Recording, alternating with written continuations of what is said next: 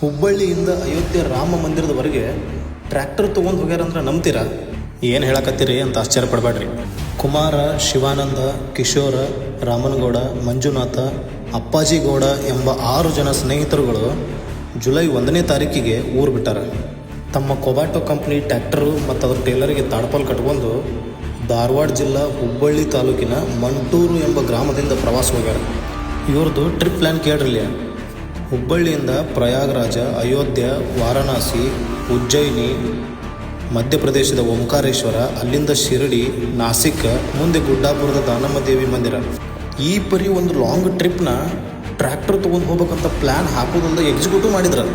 ನಮ್ಮ ಉತ್ತರ ಕರ್ನಾಟಕದ ಮಂದಿ ಮಾಡೋ ಕೆಲವೊಂದು ಕೆಲಸಗಳು ಹೆಂಗಂದ್ರೆ, ಮೊದಲಿಗೆ ಎಂಥ ಹುಚ್ಚಾಟಗಳಪ್ಪ ಅಂತಂತ ಕಂಡ್ರೂ ಕೊನೆಗೆ ವರ್ಲ್ಡ್ ರೆಕಾರ್ಡ್ ಆಗುವಂಥ ಸಾಹಸಗಳು. ತಿಂಡ್ರಿ ಒಟ್ಟು ಯಾರೂ ಕಲ್ಪನೆ ಮಾಡ್ದನ್ನು ಉತ್ತರ ಕರ್ನಾಟಕ ಜನ ಮಾಡಿ ತೋರಿಸ್ತಾರೆ. ಇವರ ಈ ಸಾಹಸ ಯಾತ್ರೆ ಯಶಸ್ವಿಯಾಗಿ ಮುಗಿಲಿ. ಕೊಬಾಟ ಕಂಪ್ನಿಗಂತೂ ಒಳ್ಳೆ ಪ್ರಮೋಷನ್ ಮಾಡಿಕೊಟ್ರಿ. ನಿಮ್ಮ 6 ಮಂದಿ ಸ್ನೇಹಿತರುಗಳಿಗೆ ಶರಣಾರ್ಥಿ.